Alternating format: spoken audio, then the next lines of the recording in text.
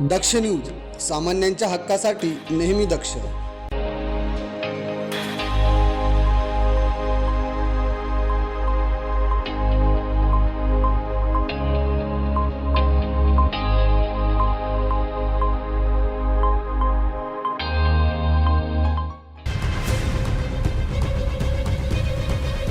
पेठ शहरातील आदिवासी समाजाचा विविध प्रलंबित मागण्या, निवडणूकपूर्व दिलेली आश्वासने आणि नगरपंचायत अंतर्गत सुरू असलेल्या विकास कामांतील कथित अनियमिततेच्या निषेधार्थ आदिवासी समाजाचे प्रतिनिधी तथा स्थानिक सामाजिक कार्यकर्ते विनोद बाळू सहाळे यांनी आंदोलनाचा मार्ग अवलंबला असून या आंदोलनाने आता निर्णायक वळण घेतलं आहे.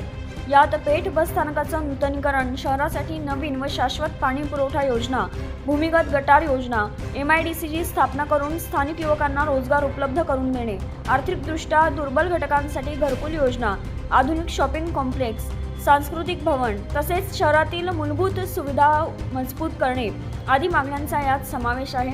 दरम्यान बुधवार 25 फेब्रुवारीपासून सहाळे यांनी पेठ नगरपंचायत कार्यालयासमोर बेमुदत शांततामय धरणे आंदोलन सुरू केलं आहे.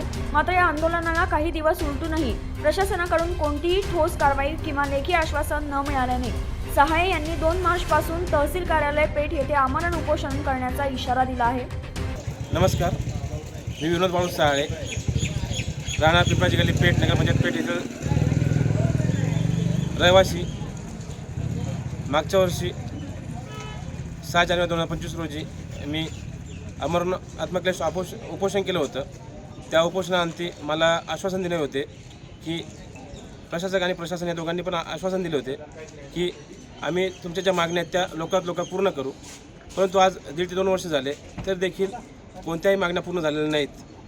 तसेच पेठ तालुका आदिवासी बहुल तालुका आहे, त्याचप्रमाणे पेठ शहरामध्ये बहुसंख्य लोकसंख्या ही आदिवासी समाजाची आहे.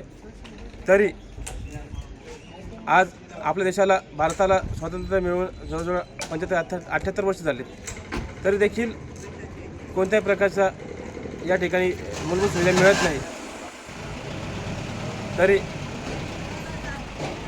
आमचे जे वंचित घटक आहेत त्यांना लवकरात लवकर योजना मिळवत याकरता मी आंदोलन केलं होतं. ते आंदोलन जे आहे ते प्रामुख्याने घरकुलासाठी केलं होतं. दरम्यान या आंदोलनामुळे पेठ शहरात राजकीय व सामाजिक वर्तुळात मोठी खळबळ उडाली असून प्रशासनाच्या भूमिकेकडे सर्वांचं लक्ष लागून आहे. संतोष विधाते, दक्ष न्यूज, पेठ.